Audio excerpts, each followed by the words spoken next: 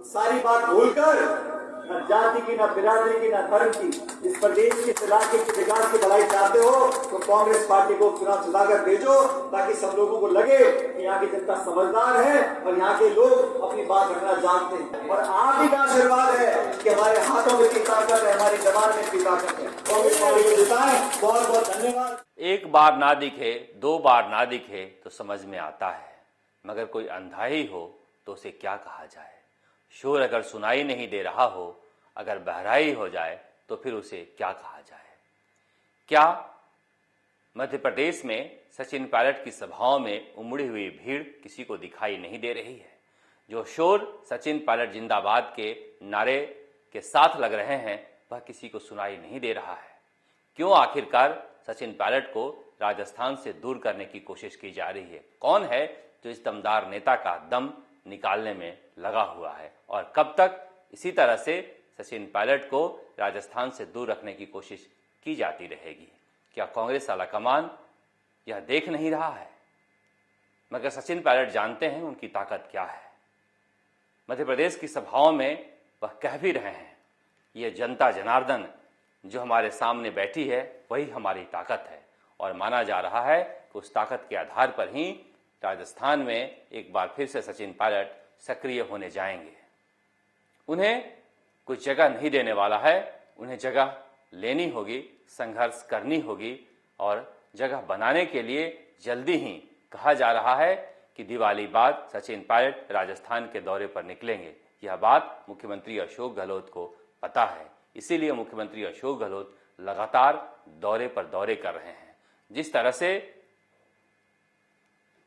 धरियावद में कन्हैयालाल मीणा के घर जाकर दिवंगत विधायक गौतम लाल मीणा को श्रद्धांजलि दी है, उसके बाद सोशल मीडिया से लेकर और जनता में कानाफूसी हो रही है कि यह कैसी सियासत है। संदेश देने की राजनीति के दिन लद गए हैं। सहाड़ा में भी कांग्रेस के विधायक मरे थे। गजेंद्र सिंह शक्तावत, जिनकी पत्नी वल्लभनगर चुनाव में कांग्रेस के टिकट पर खड़ी हैं, वह भी मरे थे। इसके अलावा मास्टर भंवरलाल मेघवाल भी मरे थे। उनके घर भी जाना चाहिए था, मगर नहीं, चुनाव तो धरियावद में हो रहा है, सीट तो वह फंसी हुई है, तो फिर दूसरी जगह क्यों जाना है?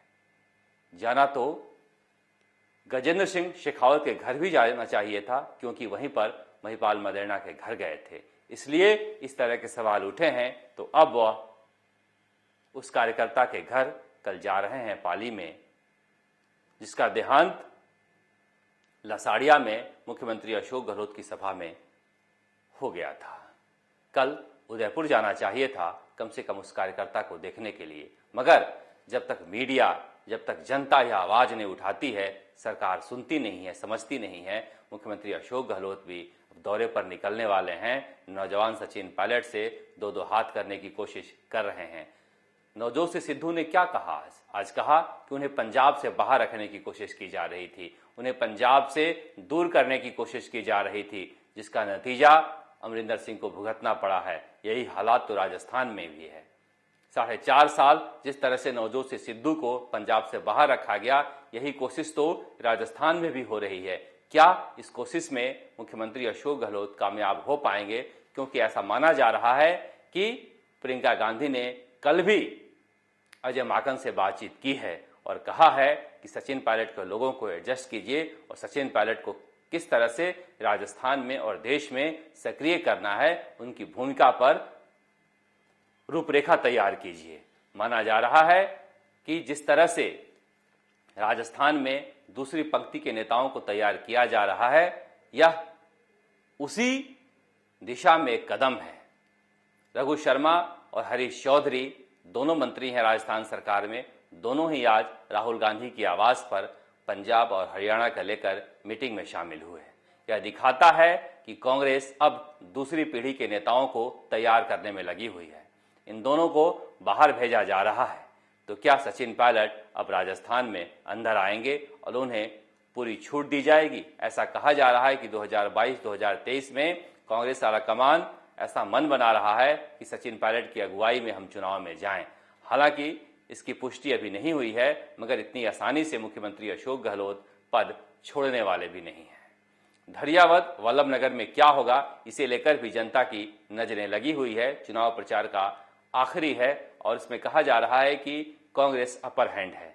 कांग्रेस क्यों अपर हैंड है? क्योंकि बीजेपी ने प्रयोग किया है। देखिए, प्रयोग कोई कब करता है? जब वह सफलता के आखिरी सोपान पर हो या फिर विफलता के गर्त में हो।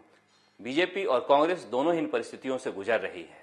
बीजेपी ने प्रयोग किया है कि जिस किसी भी नेता की मौत होगी तत्काल उसके बेटे बेटी को हम टिकट नहीं देंगे। हालांकि इसका मतलब यह नहीं है उसके बेटे बेटी को कभी टिकट नहीं देंगे, मगर सहानुभूति के आधार पर हम चुनाव में नहीं जाएंगे, क्योंकि हमें कार्यकर्ता तैयार करना है और कार्यकर्ताओं में जोश भरना है। दूसरी जगह जो 2 बार से चुनाव हार रहे हैं भारी अंतर से, उन्हें टिकट नहीं देंगे, इसलिए उदयलाल डांगी का टिकट कट गया, वहां कन्हैयालाल मीणा का टिकट कट गया। हो सकता है इस प्रयोग की वजह से बीजेपी चुनाव हार जाए, मगर यह प्रयोग आगे आने वाले चुनाव में उन्हें लाभ देंगे, क्योंकि इस चुनाव का कोई मतलब नहीं है। मगर मुख्यमंत्री अशोक गहलोत के लिए चुनाव बेहद महत्वपूर्ण है। भले वह कह रहे हैं कोई असर नहीं पड़ता, मगर असर इसलिए पड़ता है कि वह सचिन पायलट को लेकर कांग्रेस आलाकमान को दिखाना चाहते हैं कि हम सचिन पायलट के बिना भी चुनाव जीत सकते हैं, इसलिए पूरी सरकार वहां पर लगा रखी है। और ऐसा कहा जा रहा है कि कांग्रेस प्रयोग करने से डर रही है और जब तक प्रयोग नहीं करेगी तब तक आगे नहीं जाएगी। प्रियंका गांधी से कांग्रेस को सीखना चाहिए। उत्तर प्रदेश में कुछ भी नहीं है खोने के लिए, इसलिए लगातार वो प्रयोग कर रही हैं। हो सकता है कि इस प्रयोग से कुछ हासिल कर लें, वैसे हासिल तो कुछ भी नहीं हो रहा है, इसलिए इन परिस्थितियों में प्रयोग करना जरूरी होता है।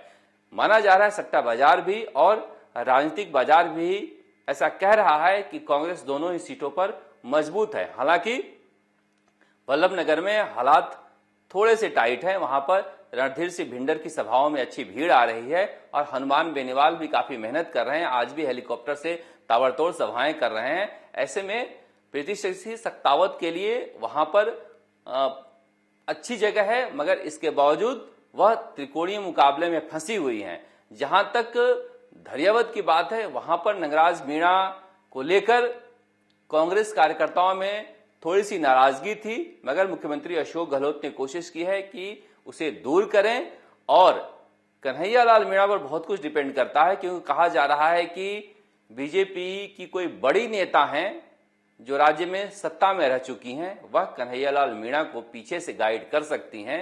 अगर उनकी चली तो बीजेपी की ना चलेगी। इसलिए कहा जा रहा है कि इन दोनों सीटों पर बीजेपी फंसी हुई है। राजस्थान तक के लिए जयपुर से शरद कुमार।